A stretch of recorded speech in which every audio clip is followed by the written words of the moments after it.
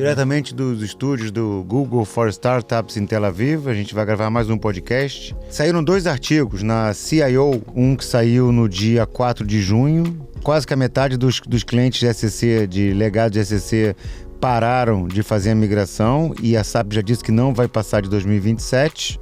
E o outro que saiu dia 19 de maio como é que os CIOs, CTOs estão resolvendo o problema do final do suporte do SCC e o suporte dele até 2030, 2027, não importa, né?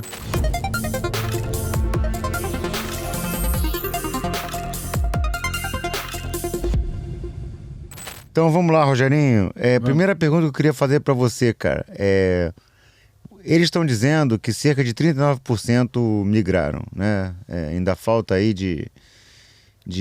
é muita coisa, cara. 61% para ainda migrar é uma coisa muito grande, principalmente que ainda faltam menos de 2 anos, né?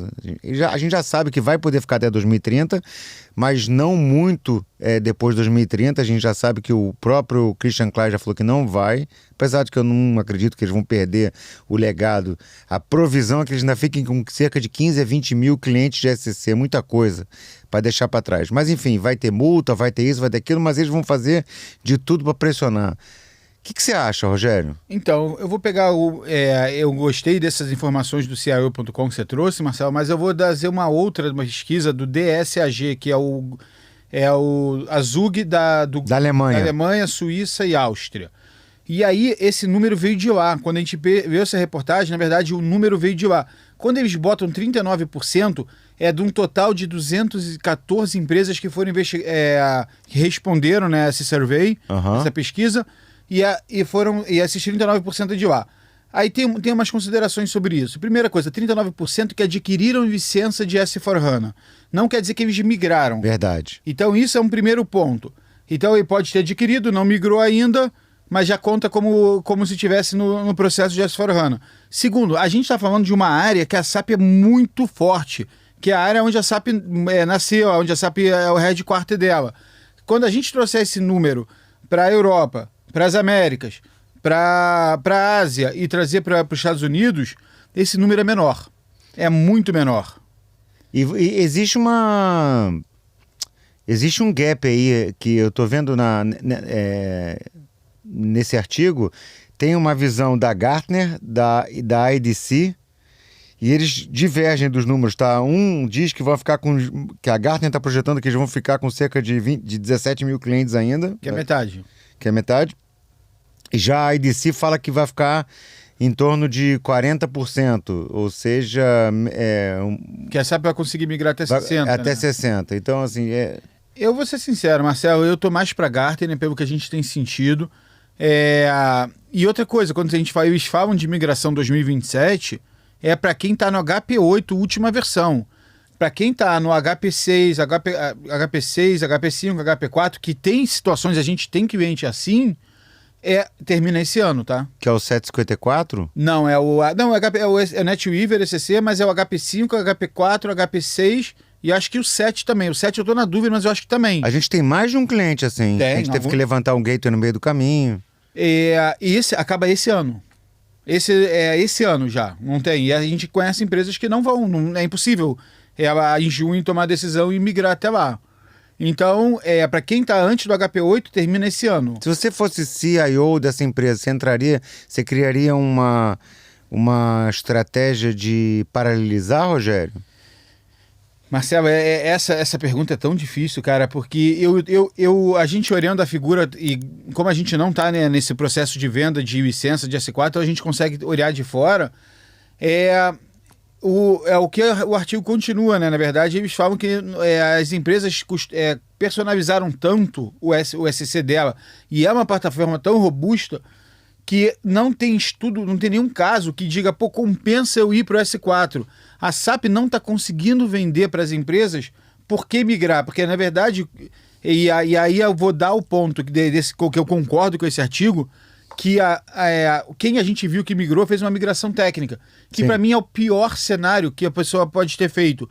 Eu entendo que esse cenário muitas vezes é o mais plausível, mas você justificar para a tua empresa que você está fazendo uma migração técnica que vai levar 10 milhões de dólares só porque porque tá acabando a data, não faz sentido para a E empresa. você ainda leva todo o teu garrancho pra frente, né? Você não estanca isso em algum momento, você não corrige nada, né? Não corrige. E aí você fala, pô, fiz uma migração de 10 milhões de dólares, gastei 6 meses, um ano da minha equipe de TI, da equipe de teste, fiz isso, não deixei de fazer um monte de coisa mais importante. E aí, o que eu trouxe de benefício? Nada. Aí, como é que você paga isso? Como é que você paga? Como é que você justifica o retorno Então, do investimento já disso? que você já mudou pro retorno de investimento, cara, eu botei aqui no artigo, nesses 2 artigos juntando, eles colocam que são 4 barreiras em referência à migração. Primeiro, o custo e complexidade, que segundo eles segundo o artigo são as as principais barreiras, né? O custo pode tá no range, né, entre 2 milhões de dólares no mínimo a 1 bi. 1 bi a gente sabe que são empresas do tamanho de uma Petrobras, etc. São empresas muito grandes, Embraer, etc. Mas, de qualquer maneira, é você investir. Cara, lembra daquele cliente que falou pra gente? Cara, eu não... Aqui em Israel, o cara falou, eu não vou botar dinheiro para migração. O meu dinheiro da minha empresa do TI é para outras inovações. No SAP eu não mexo, está funcionando. Esse cara tava no HP5, Rogério, lembra? Lembro. E vai ficar. E a HP5 acaba esse ano, a gente mostrou para ele isso. E ele falou que nem a SAP quis dar suporte para ele. Ele falou, cara, primeiro você sobe, depois eu consigo te fazer as adaptações. O problema dele era o seguinte, ele vendia... Me corrija se eu estiver errado, Rogério. Ele vendia a prazo... Só que quem fez para ele a transação, fez uma transação que só vendia à vista. Então, para vender a prazo, ele vendia à vista e quando o pedido de compra chegava dentro da empresa, ele fazia vários pedidos de compras em vários prazos, para não atrasar o cliente. Ridículo, mas é a solução que o cara deu e a SAP não quer mexer nisso, nenhuma consultoria quer mexer nisso. Não vai, porque na verdade isso foi resolvido pela SAP, numa versão acima, e ele não subiu, ele tá num... Só que... Então, Marcelo, aí pensa o seguinte, a gente conhece muito o mercado do Brasil. E o mercado do Brasil você tem, por exemplo, agora a reforma tributária. Então é uma situação... Todo mundo olhando para isso, Rogério. Olhando para isso. Agora, você imagina que, por exemplo, aqui em Israel, ou na Suíça, o ECC está estável. Você não tem nada que vai chegar agora e vai dizer, olha, eu preciso migrar porque eu tenho uma reforma tributária. Não, não tenho. Eu não tenho nada nos próximos anos vindo que eu preciso mexer no meu RP. Aí você olha para a conta e você fala, eu vou migrar... Mas o meu RP tá funcionando muito bem. Para que eu tô migrando agora? Essa pergunta é a do milhão. Porque, na verdade, eu tenho uma resposta, mas a empresa tem que embarcar nesse sonho. Porque esse é o ponto que quando eu falei agora, eu acho que o pior cenário é a migração técnica, porque a migração técnica ela não traz valor. Você só ganha garantia. Esse é meu ponto. Você sair do ECC para você ir para S4 e você não trazer valor para a empresa, para mim é o pior cenário, que é o que a migração técnica é. Sim. Você está compliant com a SAP, você pode aplicar nota, mas você não trouxe valor. Você agora fazer a migração técnica e você começar a trazer as features do S4 para dentro, agora eu estou começando a responder valor para a empresa. Nesse artigo eles tocam também eu esqueci o nome da empresa que está fazendo a migração. Como é que essa empresa fez a migração? Foi um processo longo, mas foi inteligente. Migrou a primeira coisa, o ECC dela para a nuvem. Por que eles estão fazendo isso? É só pegar a máquina e botar para a nuvem? Não, porque ela tem milhões de conexões, ela tem RF6, ela tem sistemas que conversam com a data. Ela prepara a infra. Ela preparou tudo. Aí ela já aprendeu também a trabalhar na nuvem, porque na nuvem não é ela, é um parceiro que vai administrar. Ela aprendeu. Aí o que ela fez? Passo 2, tô na nuvem, agora troca o banco do Oracle pro HANA. Aí ela começou a aprender com o Banco HANA, começou a explorar o Banco HANA, viu os benefícios do Banco HANA. Agora, ainda no HP8, troca as principais transações para Fiori. Então agora eu estou na nuvem, eu estou com o Banco HANA e eu estou com o Fiori. Começou a trazer valor para a empresa, ainda antes do S4. Ela fala que a resposta de tela para o usuário foi muito melhor, a performance foi melhor, a mobilidade foi melhor. Aí agora ela falou, depois que eu fui para a nuvem, botei Banco HANA e eu estou no Fiori, agora eu vou para S4. Foi a última etapa. Aí foi Entendi. fácil. Mas é uma jornada, ela falou, isso leva anos. Então, só para complementar, os outros 3 pontos que o artigo colocou, que é o seguinte: projetos demorados, a Gartner observou que isso pode variar entre 3 a 7 anos, e que é verdade, são projetos lentos. Com a Tachyonics seria um pouco mais rápido, né? A gente tem casos aí que foi projetado de uma migração de um portal do RH de 11 meses, isso foi entregue em 2 meses, 3 meses com a gente. Então, assim, existem ferramentas como nós que ajudam a acelerar esse projeto, esses gaps. Redesenho do processo, isso que você está falando, não adianta você levar as is, você vai ter que redesenhar e você vai precisar de capital humano para isso, porque hoje em dia a Júlia está chegando, vai ajudar e tal, mas ainda não está lá. E o fato de o SCC ter muita personificação e não estar complied com o Clean Core, que é outra coisa que a Tectonics também bate muito. A gente é totalmente clean core, que chama, né? O núcleo é limpo. Então, assim, após você migrar para a nuvem, que foi a estratégia dessa empresa, a primeira coisa que você tem que fazer é limpar o núcleo. Por quê? Porque você vai subir versões lá dentro da nuvem, automaticamente, se você for pro SAP Public, sei lá, pro Grow, você vai... Não depende mais de você, cara. Saiu, a gente falou há 3 episódios atrás, aqueles 10, nota 10 do CVV lá da RFC que estava comprometida. Cara, você tem que subir, tu vai ficar aberto, ainda mais se você tem porta exposta sem VPN, sem nada, através de SAPstart, de algum outro programa. Você tem que subir a versão, correto? Então, assim, cara, é uma dor danada. Então, a SAP fala, eu trouxe até no meu podcast Código e Conversa, que a SAP fala o seguinte, o roadmap dela de atualização é o seguinte, se você está no Rise, na Private Cloud, as features vão vir a cada 2 anos. Se você está usando, estou falando feature só de desenvolvimento, tá? Mas isso é importante. Se você estiver usando no BTP, vem a cada 6 meses. Se você está no Public, vai vir a cada quarter. Agora, a questão vamos pensar num cenário macro. 99% das empresas estão no Private Cloud. A cada 2 anos. A tua empresa está preparada para cada 2 anos fazer uma migração, fazer uma subversão? Essa é a pergunta. Se você não está minimamente preparado e não fez o Clean Core para garantir que você vai subir, vamos dar o exemplo, Marcelo. Isso aí é um caso que a gente precisa pensar. Você vai lá, faz a tua migração, leva 3 anos para você migrar para o S4, migração técnica. Você chegou no S4, você não limpou o Clean Core, você não fez nada. Você está rodando o S4 como se estivesse rodando o NetWeaver. Não vou nem entrar no mérito que você pagou. Agora, passou esse, vamos chamar de 1 ano e meio, vai. Tem 6 meses para frente, lançou uma versão nova. O correto, você seria começar a subir. Só que a tua migração se levou com 1 ano e meio. Para você subir talvez a próxima versão e quebrar as coisas, vai levar 1 ano e meio. Você vai subir? Você não vai. Você acabou de gastar $1 bilhão para subir. Então você vai ficar agora estacionado no teu S4, 2023, aí você vai lançar o 2025. Acabou de lançar o 2027, mas você não está parado no 2023. Verdade. Para que você está fazendo a tua migração? Aí que eu falo, o gestor está se perguntando isso hoje. Esse é um problema. Que ele fala, eu vou subir, vou chegar no 2023, mas eu não vou ter fôlego para sair para o 25, 27 e 29. O segredo é Clean Core. Você ficar livre de ficar isento da dependência da subida ou descida de versão da SAP. Você tem que subir e descer rapidamente isso. Não pode demorar. Esse é o valor. Se vocês disserem, olha, eu estou fazendo Clean Core, eu vou poder agora, a cada 6 meses, meu projeto agora, eu vou dar o caso da Hitachi, japonesa. Uhum. Esse é um caso que a SAP usa nas apresentações. Public, do Grow. Não, eles foram pro Private. Ok. Só que eles saíram de 18 meses de migração. Ok. Para a gente falou isso semana passada. Mês. É verdade. Então, aí você fala, se a cada 2 anos ele gastar 1 mês para migrar, tá compensando, porque ele vai estar a cada 2 anos sempre com as ferramentas mais novas, ele vai estar se atualizando. Então, trazer essa inovação vai até se pagar. Porque na versão 2025 vem recursos de IA novos, vem KPIs mais inteligentes, vem analytics prontos no teu produto. Só que você vai dizer, não, eu estacionei no 23, não tenho mais fôlego e vou morrer. Aí daqui a 10 anos eu saio do 23 pro 33. Aí tu vai dizer, mas tu migrou para ficar 10 anos agora parado no S4. O S4 é um sistema que não é para ficar parado, como você ficava parado no SCC. No SCC, a gente sabe, mas não teve muita mexida de processo do HP4 para o HP8. As tabelas eram as mesmas. Cara, a minha preocupação é a segurança. Tem que subir, cara. Você tem várias vulnerabilidades aí, você vai ficar aberto. Cara, eu tenho muito medo disso. Esse é um problema. Agora, o que a SAP dá nesse artigo como benefícios?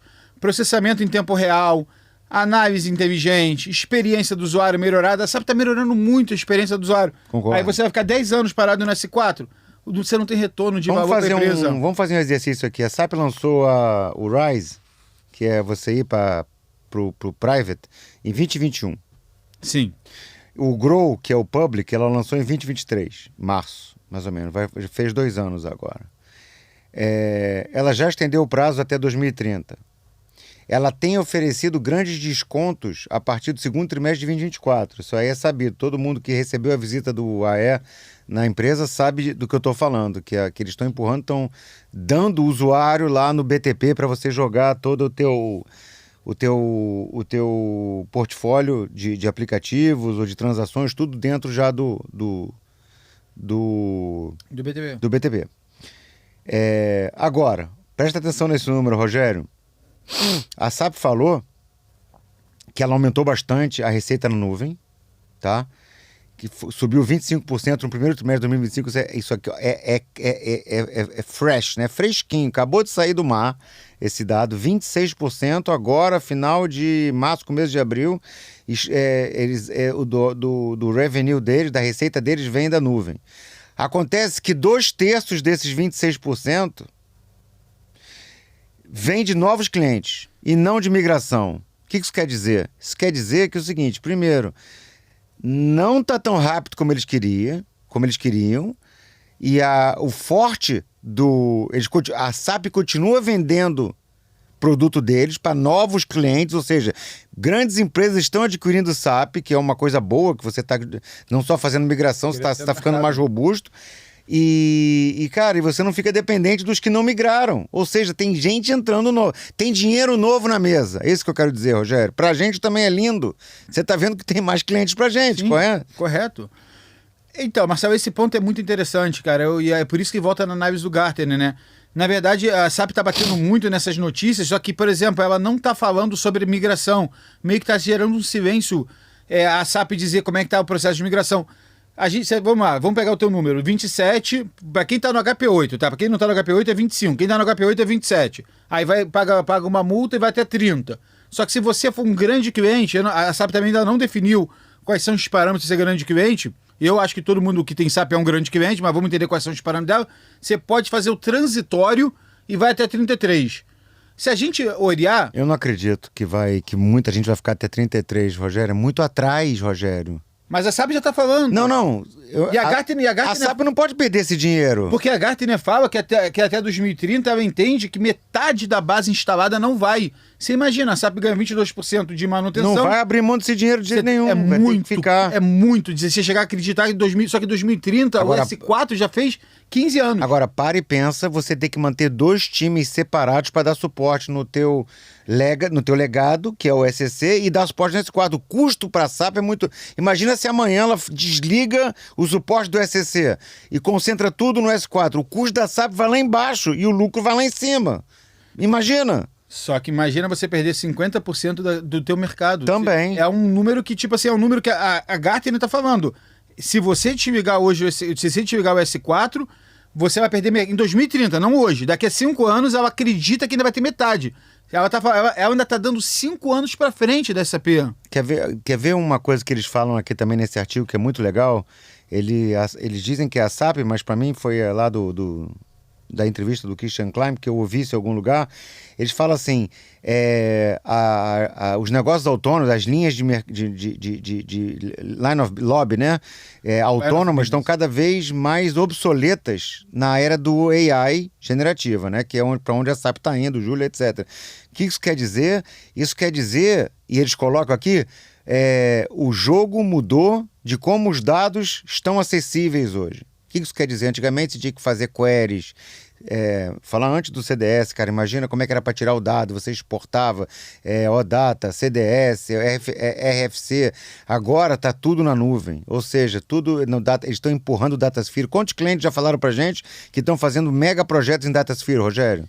Então, Marcelo, esse ponto vamos agora tocar nesse assunto, que para mim é um ponto que, tipo assim, o CIO, o CTO tem que prestar atenção no que está acontecendo.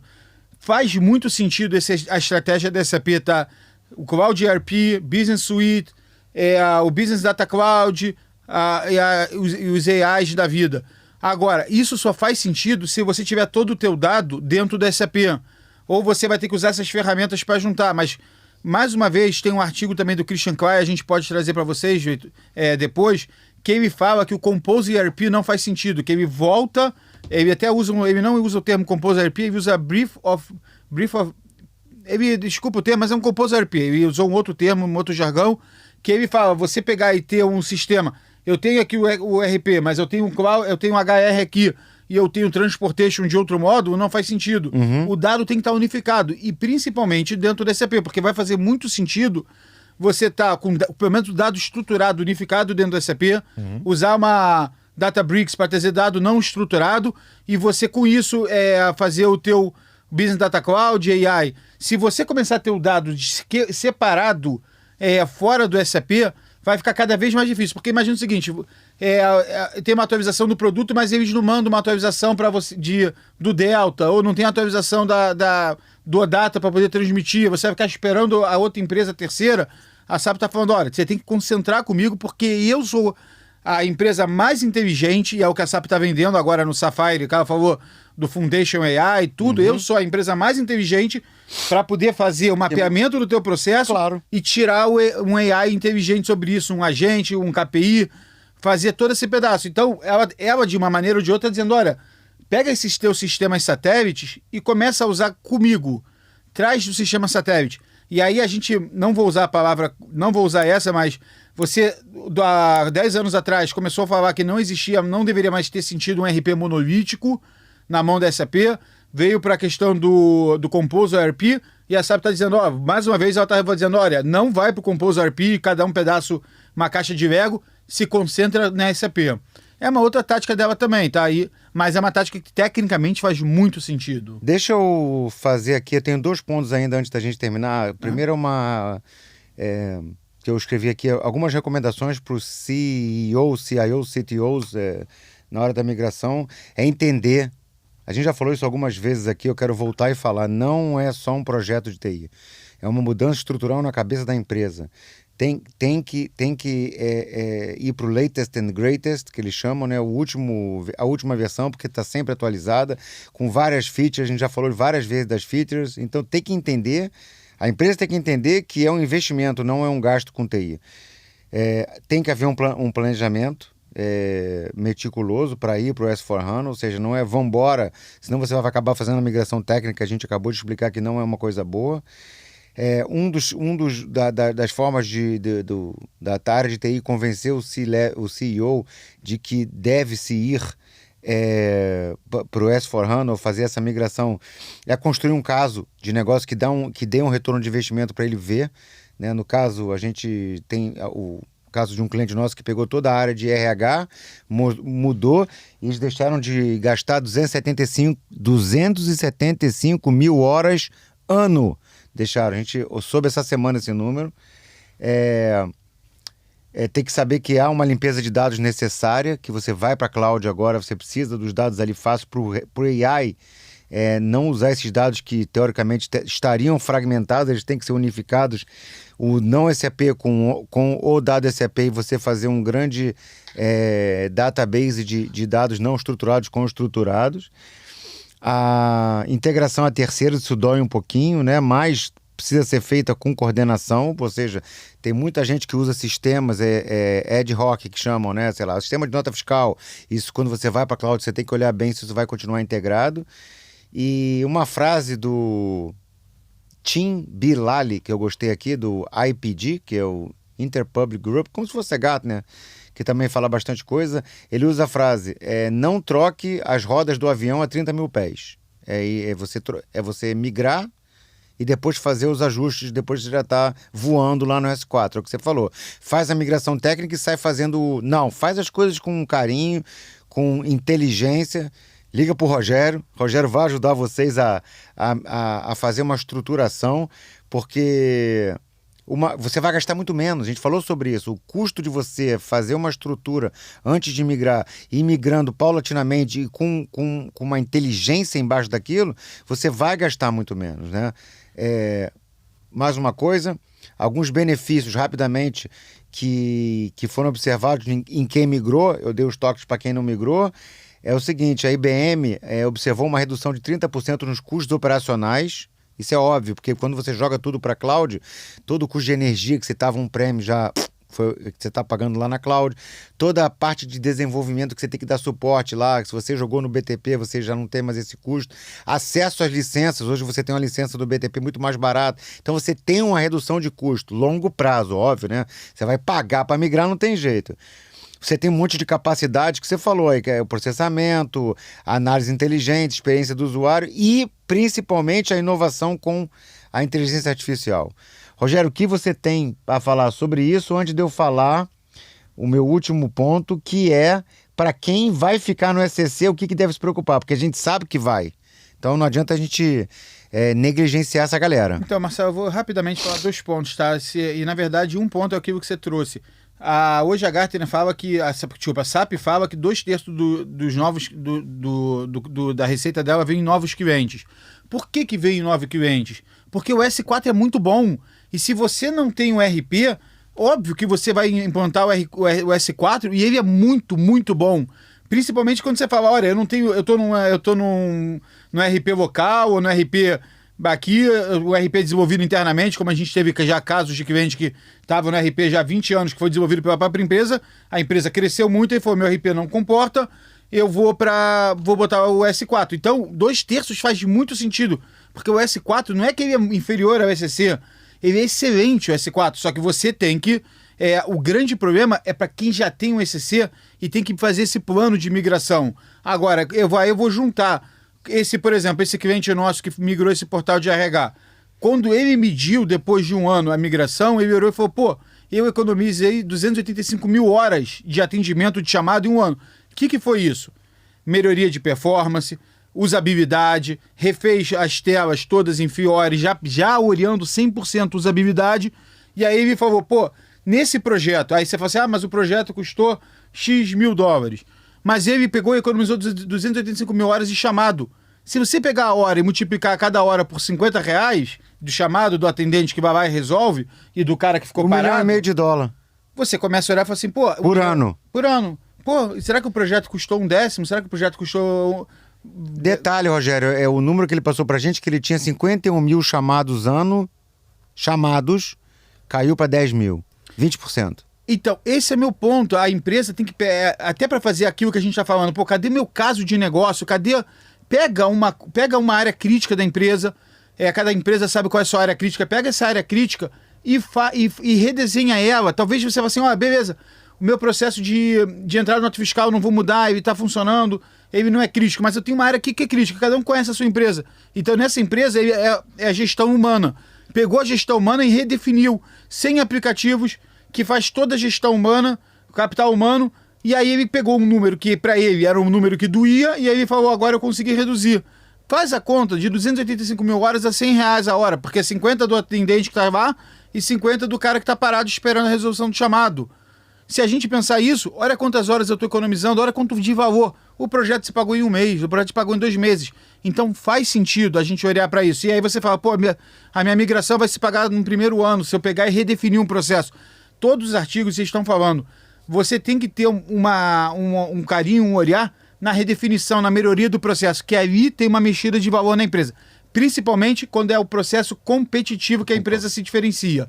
Se você melhorar o processo que a tua empresa se diferencia, aí você vai estar pagando o teu projeto de S4. Aquele nosso cliente que foi para cloud e mudou o SQL para CDS, Rogério. O cara saiu de 1 hora de extração de dados para 4 segundos, 3 segundos, cara. Porque esse KPI é uma coisa que diferencia o processo dele. Então, esse KPI é uma informação que faz o processo dele se tornar mais competitivo.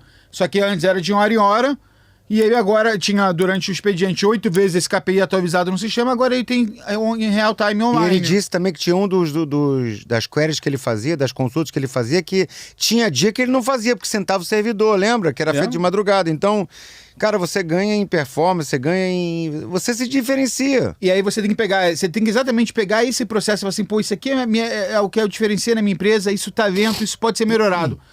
Bota esse processo na tua migração do S4, aí tu vai ver que a tua conta de migração vai se pagar. Deixa eu falar uma coisa, para quem ficar no SCC, cara, segundo esse artigo, a SAP cobrará uma taxa, não sei quanto é ainda, depois de 2027.